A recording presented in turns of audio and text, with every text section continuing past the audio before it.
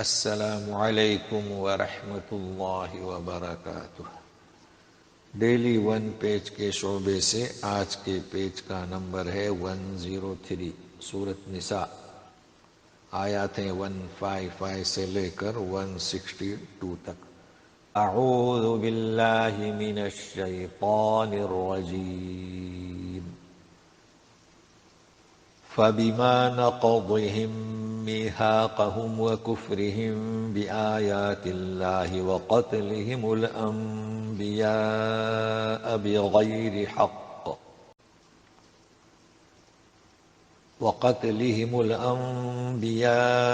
بغير حق وقولهم قلوبنا غلف بل طبع الله عليها بكفرهم فلا يؤمنون إلا قليلا۔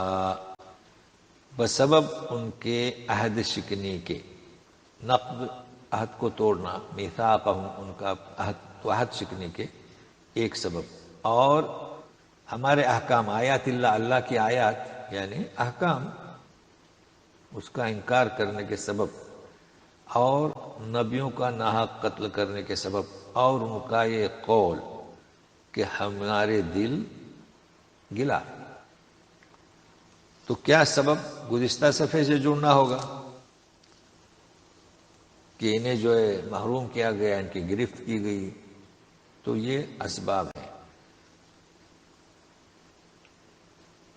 اب انہوں نے جو کہا تھا نا کہ ہمارے دل غلاف ہے، تو کہا جا رہا ہے کہ ایسا نہیں، بل غلاف دل نہیں، بلکہ اللہ تعالیٰ نے ان کے دلوں پر مہر لگا دی بسبب ان کے نافرمانی کے، جو نافرمانیاں بیان کی جا چکی ہیں، لہذا وہ قدر قلیل ہی ایمان لائیں گے، جیسے کہ عبداللہ بن سلام اور آپ کے ساتھی ایمان لانے والوں میں بہت ہی کم۔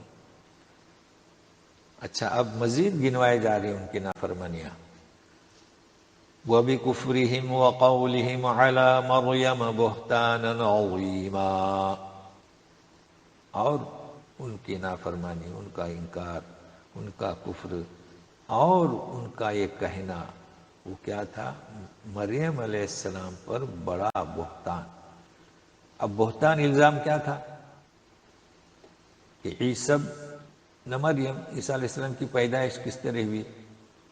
بحیثیت معجزہ وہ تسلیم نہیں کرتے تھے، تو کسی کا تو نام لیا، وہ شخص کوئی تو تھا، تو محققین نے بیان کیا کہ یوسف نجار کا نام لیا تھا، مزید کھوج کرنے کی ضرورت نہیں، ایک انہوں نے بہتان باندھی تھی۔ دوسرا ان کا قول، وَقَوْلِهِمْ إِنَّا قَتَلْنَا الْمَسِيحَ عِيسَى ابْنَ مَرْيَمَ رَسُولَ اللَّهِ وَمَا قَتَلُوهُ وَمَا صَلَبُوهُ وَلَكِنْ شُبِّهَ لَهُمْ وَإِنَّ الَّذِينَ اخْتَلَفُوا فِيهِ لَفِي شَكٍّ مِّنْهُ مَا لَهُمْ بِهِ مِنْ عِلْمٍ إِلَّا اتِّبَاعَ الظَّنِّ وَمَا قَتَلُوهُ يَقِينًا۔ اور ان کا یہ کہنا کہ ہم نے مسیح عیسی ابن مریم اللہ کے رسول کو قتل کیا، تو مسیح کا لفظ یہاں ہے، مسیح عیسی ابن مریم، ہمارے یہاں استعمال ہوتا ہے مسیحا، تو مسیحا یہ تو اعرابی حالت ہے، طبیب، حاذق، اچھا کرنے والا، تو عیسی ابن مریم اس لیے مشہور ہوئے، بیماروں کو اچھا کرتے تھے اللہ کے حکم سے۔ دوسرے معنی، مردہ قوم کے دلوں میں جان ڈالنے والا، نشأت ثانیہ، چنانچہ یہ بھی آپ عمل کرتے تھے، تو یہ دونوں معنی ہیں اس کے، مسیح کے۔ البتہ انہوں نے نہ قتل کیا نہ سولی چڑھائی، کسے؟ عیسی ابن مریم کو، تو پھر انہوں نے سولی چڑھائی تھی، وہ کسے؟ شبہ، اصل میں شبہ میں پڑ گئے ہو۔ اب شبہ کیسے ہوا کہ ایک شخص انہی جیسا تھا، تو شبہ کسے کہیں گے؟ دو چیزوں میں شبہ ہو جائے کہ یہ ہے یا وہ ہے، یا دو افراد میں، اس وقت تو 2 افراد تھے۔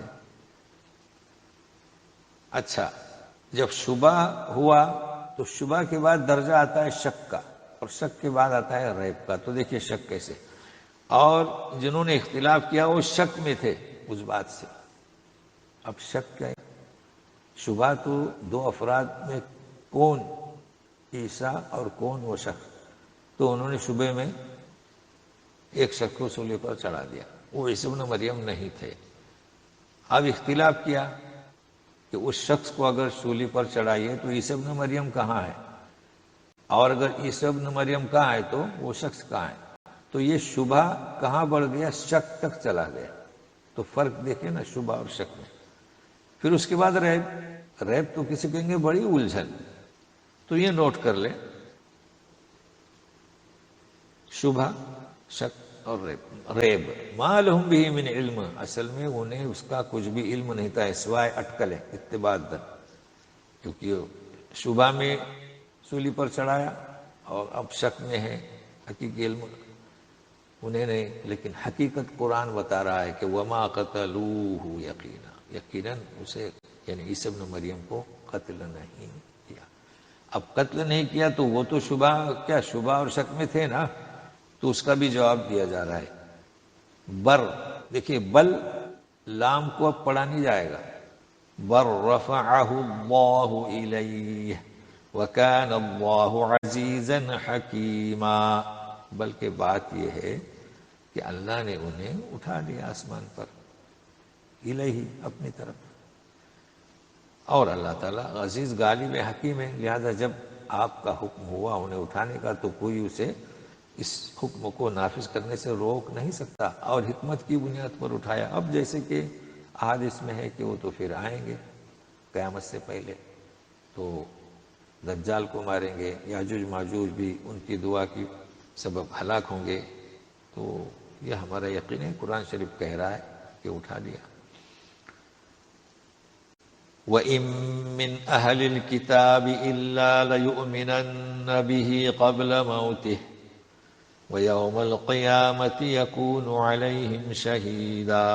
اب جب تشریف لائیں گے عیسی ابن مریم تو یہ قیامت کی نشانیاں ہیں، اور ایک ساتھ ہم نے ذکر کر دیا ہے، جب آئیں گے تو دجال اور یاجوج ماجوج یہ سب ایک ساتھ، تو اہل کتاب میں سے ضرور ایمان لائیں گے موت سے پہلے۔ تو ظاہر ہے کہ عیسی ابن مریم آئیں گے تو یہ ایمان لے آئیں گے سب، جو آج کل یہودیت میں نصرانیت میں بٹے ہیں، جب وہ خود تشریف لائیں گے۔ اور ظاہر ہے کہ وہ ایک عظیم واقعہ پیش آئے گا، جیسے کہ تاریخ میں اور احادیث میں اس کی تفصیل ہے، یہاں صرف اتنا ہی ایک اس صفحے کے تعلق سے۔ اب جو لوگ ایمان لائیں گے وہ یوم القیامتی، تو قیامت کے دن عیسی ابن مریم ان پر گواہ ہوں گے، جی، تو سارے کے سارے ایمان لے آئیں گے۔ اچھا، اب مزید پھر ان کی کچھ باتیں بتائی جا رہی ہیں یہودیوں کی۔ فَبِظُلْمٍ مِّنَ الَّذِينَ هَادُوا حَرَّمْنَا عَلَيْهِمْ طَيِّبَاتٍ أُحِلَّتْ لَهُمْ وَبِصَدِّهِمْ عَن سَبِيلِ اللَّهِ كَثِيرًا۔ یہودیوں کے بسبب ظلم کے ہم نے ان پر نفیس چیزوں کو حرام کیا جو ان کے لیے حلال تھی، اور اللہ کی راہ سے رکنے کے سبب اور روکنے کے سبب، وَبِصَدِّهِمْ عَن سَبِيلِ اللَّهِ كَثِيرًا، بہتوں کو انہوں نے روکا۔ اب یہ نفیس چیزیں جو حرام کی گئیں جو حلال تھیں، سورہ انعام میں پڑھ چکے ہیں، 146 آیت کو دیکھ لیں، چربی، کھر والے جانور، تو یہ یہود کے لیے گناہوں کی پاداش میں ہے چربیاں۔ اب گائے بیل اونٹوں کی چربی ہم تو کھاتے ہیں، اسی طریقے سے بط ہم بھی کھاتے ہیں، اس کے بھی وہ پنجے ملے ہوئے ہوتے ہیں، جی، تو خرگوش بھی 2 قسم کے آتے ہیں، پنجے ملے ہوئے بھی، پنجے کھلے ہوئے بھی۔ تو یہ نفیس چیزیں صرف یہودیوں کو ان کے گناہوں کی پاداش میں حرام کی گئی تھی، اسے نوٹ کر لیں۔ وَأَخْذِهِمُ الرِّبَا وَقَدْ نُهُوا عَنْهُ وَأَكْلِهِمْ أَمْوَالَ النَّاسِ بِالْبَاطِلِ وَأَعْتَدْنَا لِلْكَافِرِينَ مِنْهُمْ عَذَابًا أَلِيمًا۔ اور یہ کہ وہ ان کا لینا ربا کو جبکہ اس سے منع کیا گیا تھا، اور لوگوں کا مال کھانا باطل، یہ بھی سبب بنا ان کے لیے اللہ کی رحمت سے محرومی کا۔ تو ایسے کافروں کے لیے ان میں سے جو ہے، ظاہر ہے کہ سارے نہیں، دردناک عذاب ہم نے تیار کر رکھا ہے۔ اب ایک آیت جو آخری ہے، تو اسے سمجھنے کے لیے ذرا غور سے سنیے گا۔ لَكِنِ الرَّاسِخُونَ فِي الْعِلْمِ مِنْهُمْ وَالْمُؤْمِنُونَ يُؤْمِنُونَ بِمَا أُنزِلَ إِلَيْكَ وَمَا أُنزِلَ مِن قَبْلِكَ وَالْمُقِيمِينَ الصَّلَاةَ وَالْمُؤْتُونَ الزَّكَاةَ وَالْمُؤْمِنُونَ بِاللَّهِ وَالْيَوْمِ الْآخِرِ أُولَئِكَ سَنُؤْتِيهِمْ أَجْرًا عَظِيمًا۔ لیکن راسخ فی العلم، راسخ فی العلم یعنی پختہ جو علم میں ہیں، ان میں سے، اور مؤمنون جو ایمان لاتے ہیں جو آپ پر اتارا گیا اور جو آپ سے پہلے، یعنی راسخ فی العلم اور ایمان والے آپ پر جو آپ سے پہلے اتارا گیا، والمقیمین الصلاۃ نماز کو قائم کرنے والے، والمؤتون الزکاۃ زکوٰۃ کو ادا کرنے والے، والمؤمنون باللہ والیوم الآخر، دوبارہ ذکر آ رہا ہے کہ اللہ پر، آخرت کے دن پر بھی ایمان لانے والے، ہم انہیں بڑا اجر عطا کریں گے۔ مفہوم تو بالکل واضح ہے، مگر اب غور کریں، دیکھیں میرے ساتھ میں رہیے۔ الراسخون واو ہے خون، والمؤمنون واو دیکھو والمؤمنون جی، پھر یؤمنون واو، پھر لیکن والمقیمین میں واو نہیں ہے، یا آ گیا، پھر آگے والمؤتون الزکاۃ، زکوٰۃ کو دینے والے، تو وہاں پر بھی واو ہے، پھر آخر میں والمؤمنون، تو سب جگہ واو اور مقیمین میں یا، یہ ہم آپ کو بتانا چاہتے ہیں۔ تو ایک تو اعرابی شکل ہے کہ اگر اس کا عطف ہوگا منہم پر تو یہ حالت اس کی جو ہے یا آئے گی، یعنی حالت ہے جو ہے رفعی، نصبی اور جری، تو یہ بیان کرتے ہیں محققین۔ اور ایک بیما پر عطف ہوگا تو بھی حالت جری میں ہوگا، تو یہ حالت جری میں والمقیمین۔ مگر اہم نقطہ اس میں جو بیان کیا جا رہا ہے، بھائی ایسا کیوں؟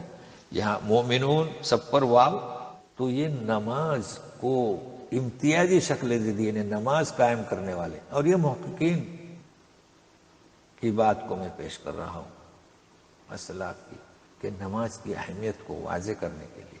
تو بہرحال آج اتنا ہی، تو یہ اعرابی شکل ہے، میں تھوڑی ہی بتلانے کی کوشش کرتا ہوں تاکہ بھاری نہ ہو جائے۔ تو اس طریقے سے آپ کو ذہن میں رکھنا چاہیے کہ اعرابی شکل بھی بہت اہم ہوتی ہے۔ اگر آپ اعرابی تفسیر پڑھیں گے، ملتا ہے کلام پاک اعراب القرآن، تو بھی لطف اندوز ہوں گے۔ تو دیکھیے اس میں پھر کتنی بات کی گئی ہے، جیسے ہم بیان کر رہے ہیں کہ واو اور یہ یا کیوں۔ تو بہرحال بتدریج لگے رہیے گا۔ والسلام علیکم ورحمۃ اللہ وبرکاتہ۔